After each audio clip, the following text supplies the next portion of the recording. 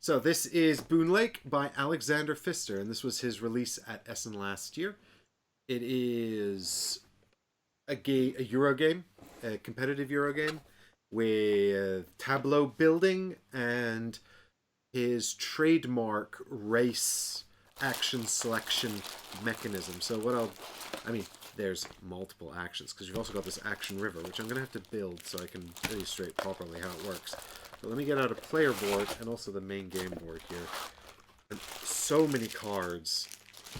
This is, if you've played Maracaibo, you will have some familiarity with sort of how this works. There are some key differences, but Maracaibo, I guess, is an evolution of Great Western Trail as well. So those are Alexander Pfister games.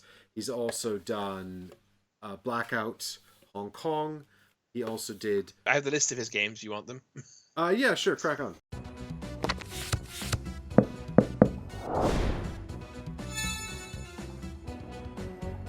In order of release, he did The Mines of Zanvador, Port Royal, Oh My Goods, Mombasa. I do know Oh My Goods. Yep. Broom Service, great game that is. Isle of Skye from Chief and the King, good game too. Oh yeah, yeah, that's a good one. He did we played that on the channel.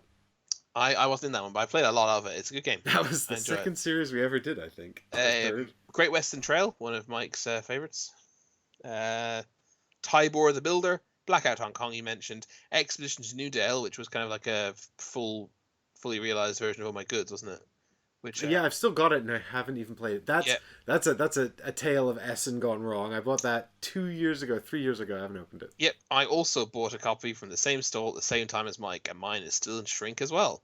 Why is that not gendered any excitement? It's weird, right? Maybe it's good. I mean, I'm looking. The box looks cool.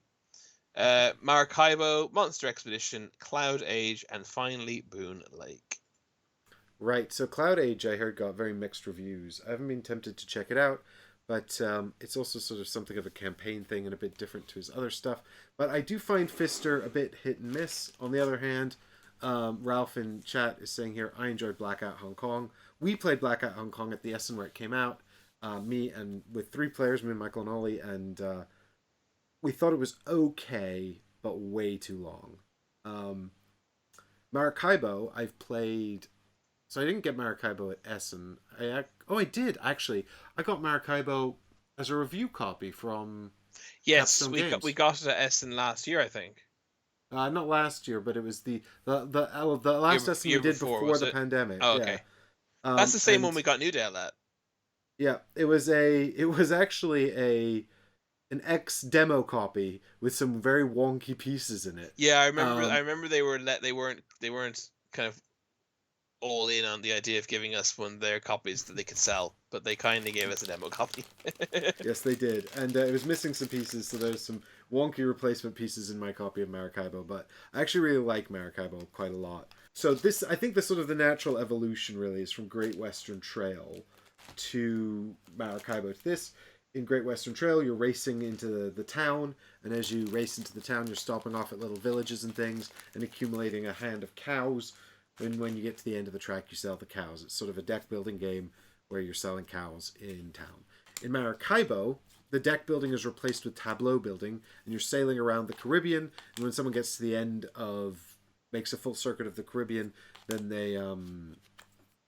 they get to trigger the end of the round, and some stuff happens. And if you didn't make it to the end, then you're penalized in some way. I can't exactly remember, but it's got a huge tableau building element, and because it's a race game, you can play very, very quickly and sort of really accelerate the game end, and then people get tiny little tableaus, or you can play very slowly, and then everyone builds these massive tableaus of crazy action efficiency. So, tableau being putting out cards, triggering card effects as you go. Now, this kind of borrows that mechanism in that this is also a racing game. You're racing down the river here, and the first time you'll go around here, and then everyone will reset to this pool, and then you'll go down here to the end of the track. So it's sort of 2 laps, but their laps are slightly altered.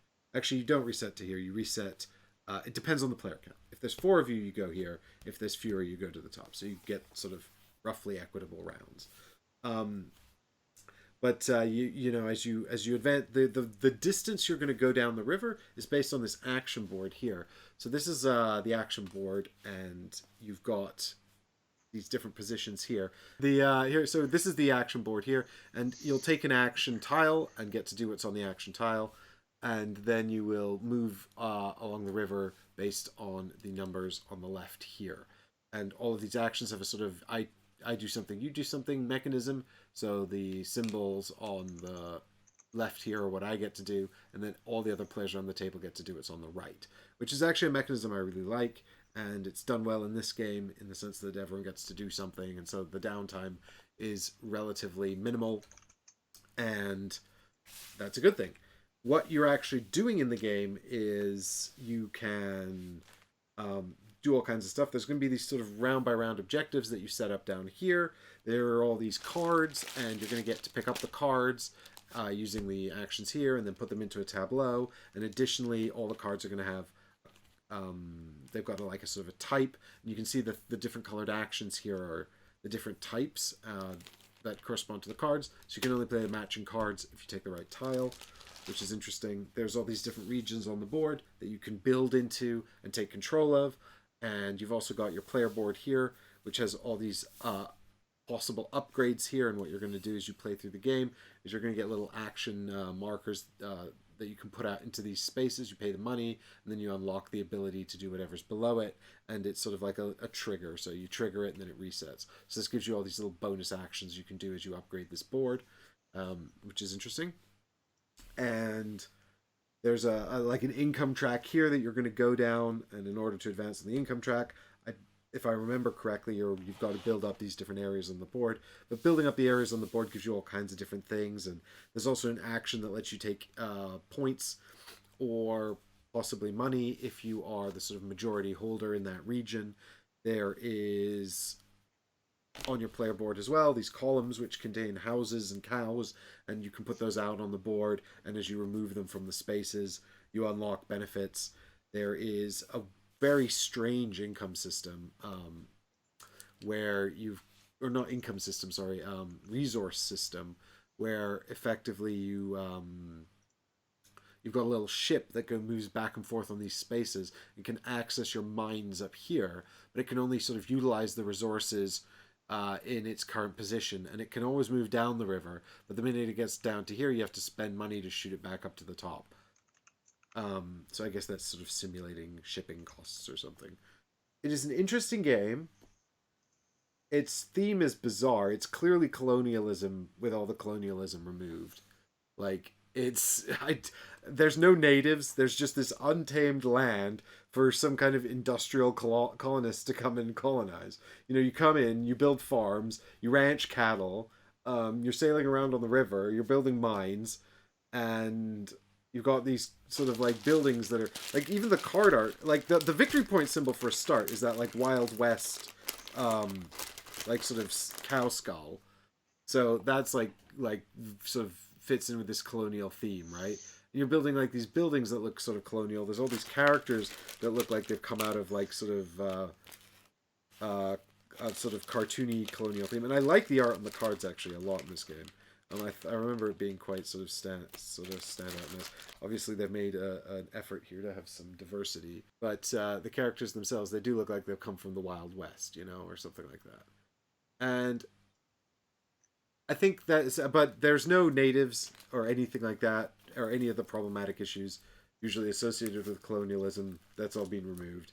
So it's just kind of a really peculiar theme. I feel like it had a different theme, and then they did away with it. And just adopted this non-theme instead, which is fine. The thing is, despite all of these things that I've described, and I've sort of compared to known mechanisms and things that you might recognize from other games, it doesn't quite come together in this one for some reason. One of the main things are these round by round objectives, which you kind of like seem really interesting. These guys here, and you get a selection of them, and you get to put them out here, and then you kind of plan to get involved in them. But there's also a punishment if you fail to sort of get involved in these objectives, but it just never really manifests as anything meaningful. It's so bizarre.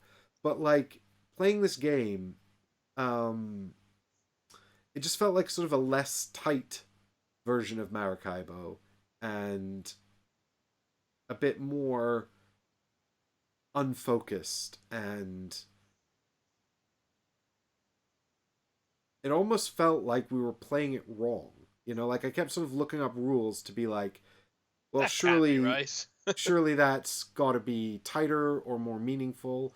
You know, it's but not like that can't be right in a sort of an odd way, or like, you know, when you see something that's sort of unintuitive and then you're like, oh, you know, it's these objective tiles are so bizarre, and maybe I'm just sort of conflating these one thing to much more of a thing, but it really did seem like it did feel like in the end like a less good Maracaibo that also had some odd stuff tacked on that didn't really fully realize its potential. So it's only made it to the table once, and I have no interest in bringing it back to the table. It's a real oddball. Um, I think that's what we call the industry not a glowing recommendation.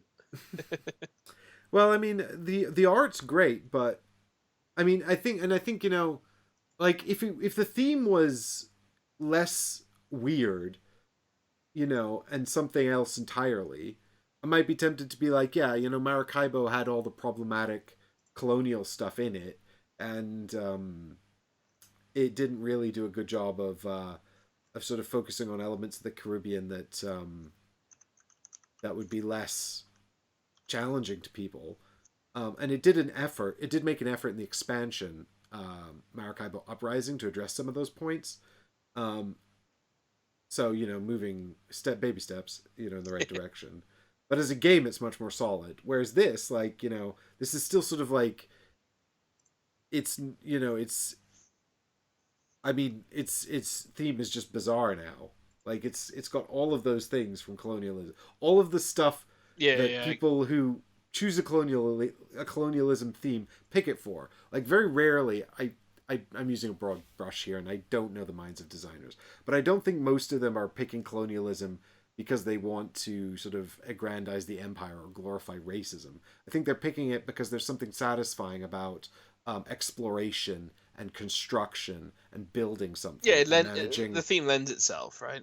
Yeah, it lends itself to this kind of sort of system of management and, you know, building up a system over constructing something over time, you know. So I think that's kind of why they lean into it. And then there's, you know, the difficulties of sort of logistics in an age before technology or modern technology. So I think that's kind of why they sort of lean into these things. And so this has borrowed all of that and then just stripped out the problematic stuff. But then that's kind of weird and also obvious if you think about it.